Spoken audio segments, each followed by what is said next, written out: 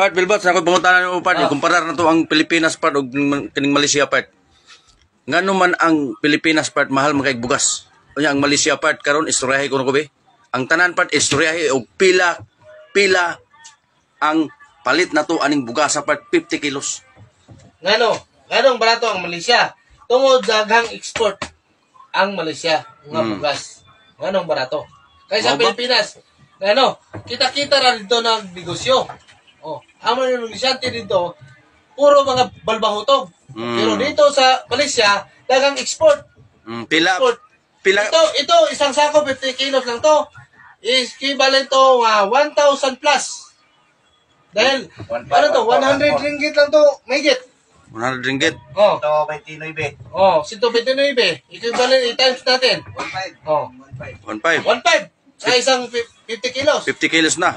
Kanang mga ahos o kanang mga sibulyo diha. Lalong barato to, lalong barato. Pinakamura to, lalong barato.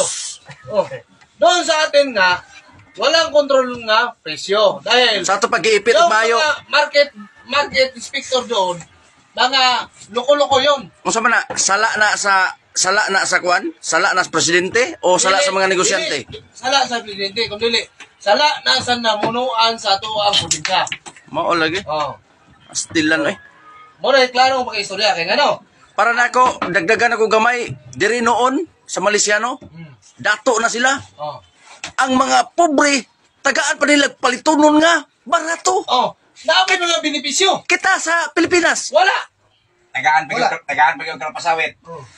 Dito, ang mga pobre dire, ilang tagaag benepisyo sa gobyerno. Sa ato pa, di na ta angay ani mo ulig Pilipinas. Aripindi po, naaman tayo pamilya. Pero galagot ko. Kalagot ka.